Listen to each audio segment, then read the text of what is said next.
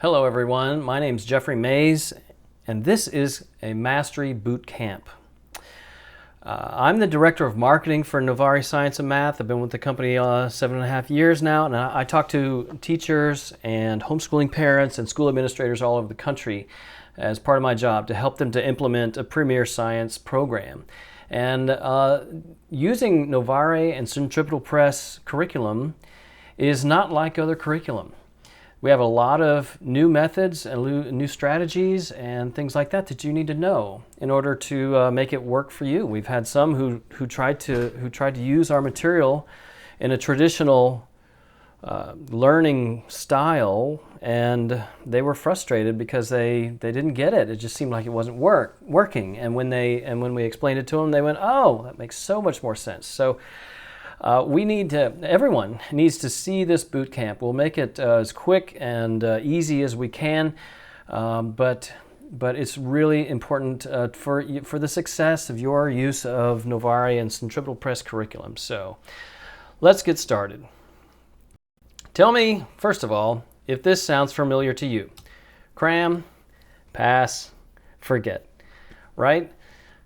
This is familiar to all of us. We use this phrase when we travel around the country or when we're talking to people at conferences and stuff like that, and it always gets a laugh, right? It's kind of funny, it's a little chuckle because I think it's a little bit too close to home. That's why people are laughing.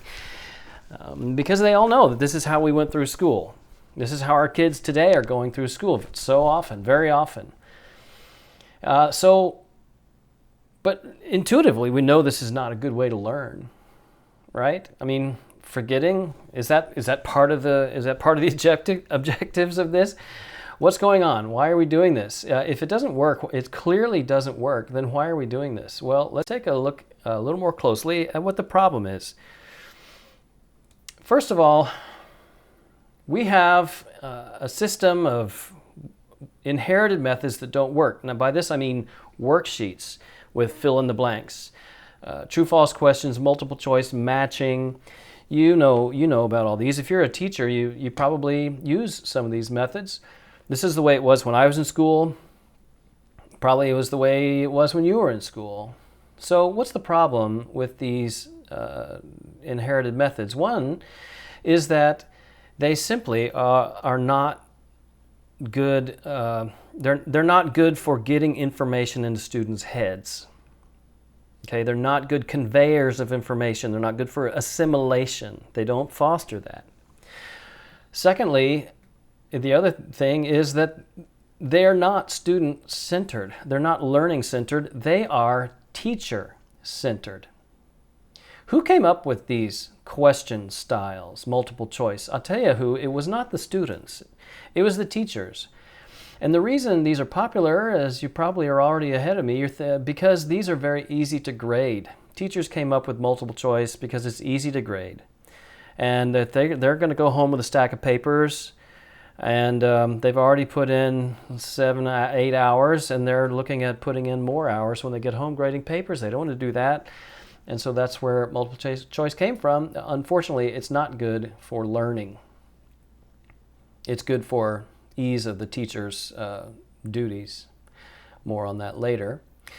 Secondly, we have a situation where students are unsure about what's going to be on the test. They don't know what they're accountable for. And part of the problem with that is that the objectives of the course have not been made clear and plain to them.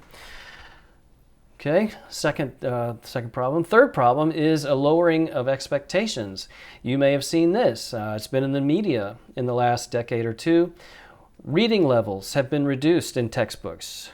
Frequently, you'll find a textbook. This happens all the time. A textbook, say, designed for 9th graders, will be written at, say, a 7th or even 6th grade reading level. There's increasing reliance on calculators. I hear teachers say that they don't require students to learn their multiplication tables anymore. We have a reliance on spell checkers, and teachers are reducing their strictness when it comes to accuracy in spelling.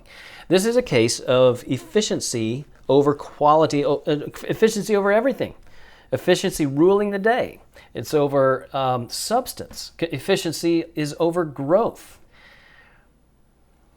Another problem is that we have a problem which could be called a mile wide and an inch deep. There's this imperative teachers feel to cover as much material as possible, to introduce or cover something rather than requiring mastery and assimilation of that material on the part of the students. I've heard teachers say that, well, I just want to touch on this briefly so that students will be familiar with it later when they encounter it. It won't be the first time they've ever heard of it. I know that's well-intentioned, but it's no good. It's a waste of time, and I'm going to explain more about all of these things in a moment. Finally, at the end of the test, when the test is over, there's no accountability for that material. All right, when a student finishes in a traditional classroom, you finish chapter 3, take the test, the student is not going to look at that material again until the final exam or the end of the year, if ever.